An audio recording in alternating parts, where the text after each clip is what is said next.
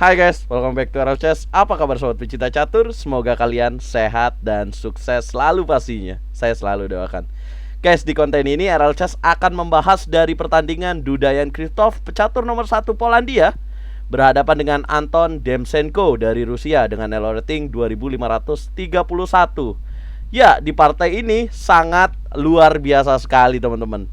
Kenapa? Karena di partai ini kita akan melihat sebuah hal yang tidak biasa. Bagaimana 4 menteri ada dalam satu papan. Nah, bagaimana itu bisa terjadi? Langsung saja kita saksikan dari babak ke-14 European Blitz Chess Championship di Warsawa, Polandia tahun 2021. Tapi sebelum itu subscribe dulu dan nyalakan loncengnya ya guys, supaya RL Chess terus semangat membuat konten paling update. Ya, memulai dengan E2 E4 Duda, kemudian dijawab E5 oleh hitam. Kuda F3, kuda C6, gajah B5, A6, gajah 4, dan D7 D6. Nah, buat teman-teman yang belum tahu, ini permainan dalam pembukaan apa sih bang? Ya, ini pembukaan Ruy Lopez. Biasanya kita melihat variasi anti marsal. Nah, dengan D7 D6 ini merupakan pembukaan Ruy Lopez variasi Morphy Defense atau dikenal juga dengan Modern Stanit Defense. Nah, skemanya bagaimana untuk hitam? Ya, biasanya dengan menjalankan D7 D6, ya gajah hitam akan berkembang melalui gajah ke G7, kemudian kuda G E7 dan rokade, kemudian menyerang dengan F7 F5.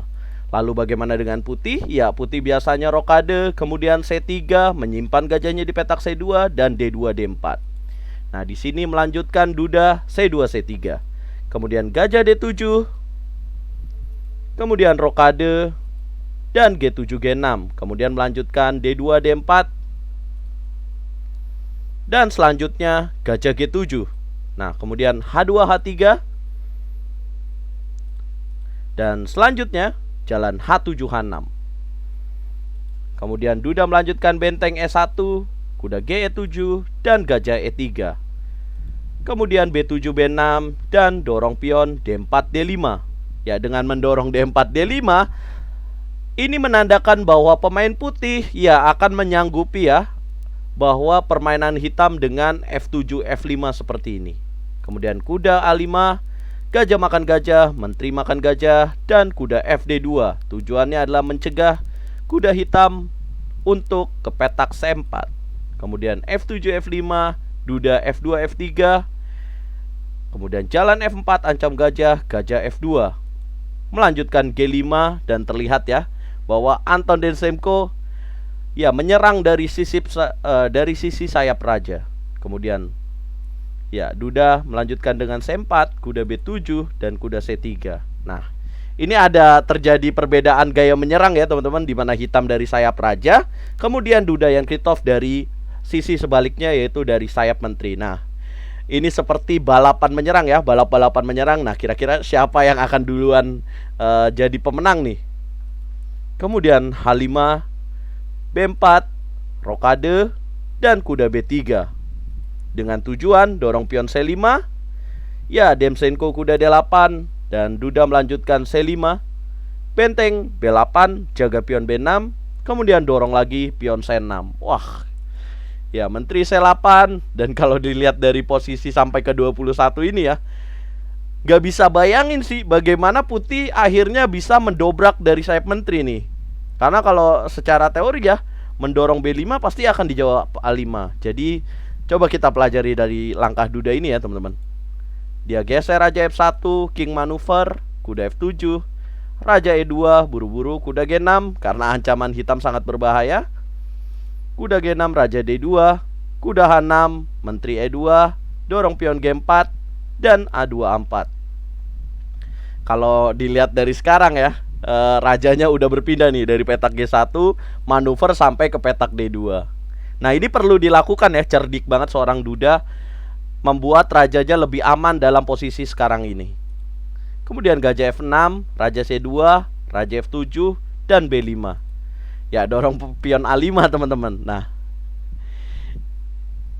kalau di level kita ya mungkin merasa wah gimana ngebongkarnya nih, berarti harus terjadi pengorbanan ya teman-teman. kuda B1, gajah H4.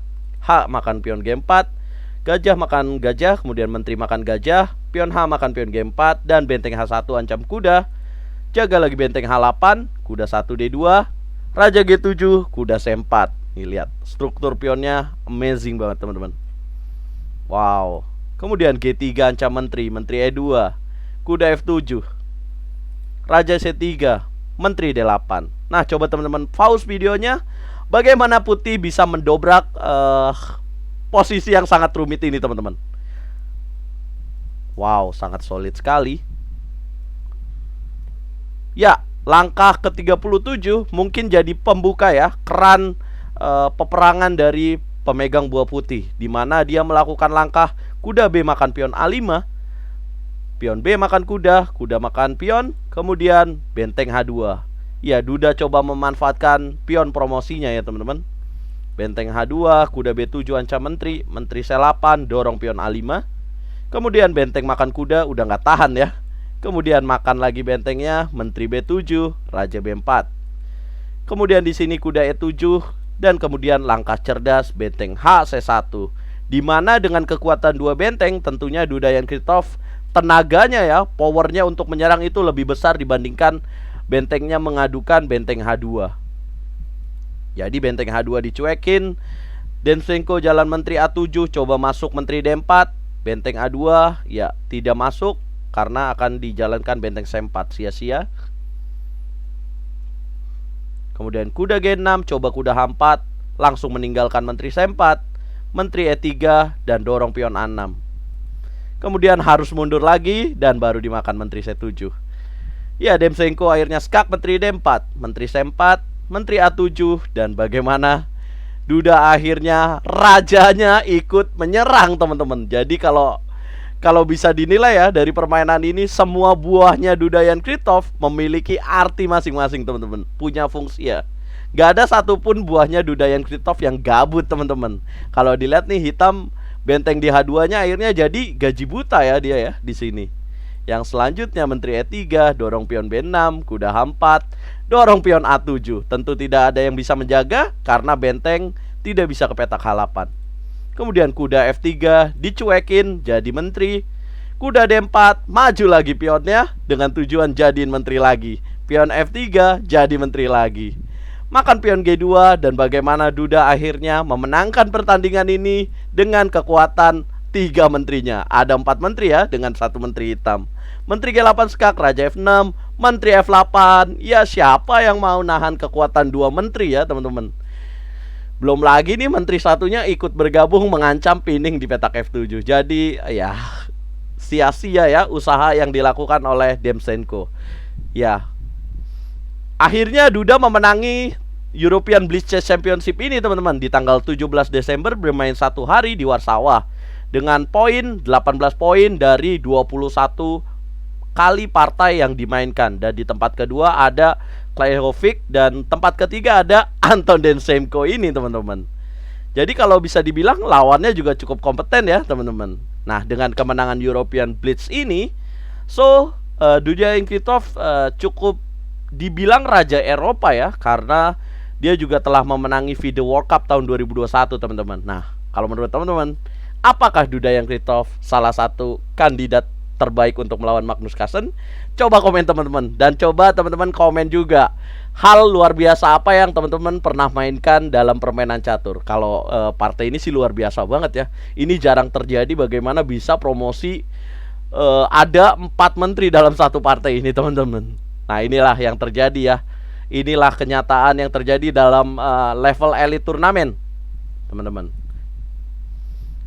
Ya, jangan lupa teman-teman, nanti malam kita nonton lanjutan dari Sunway Seedcast. 16 pecatur terbaik bertanding di Barcelona tahun 2021 jam 22.30 waktu Indonesia Barat atau setengah 11 malam hanya di YouTube RL Chess. Jangan lupa subscribe dan jangan lupa nyalakan loncengnya, karena di channel ini kalian akan mendapat berita terupdate dari dunia percaturan dan sangat entertainment sekali teman-teman. Saya pamit, Catur Yes, Indonesia Jaya, Dudayan Kritov.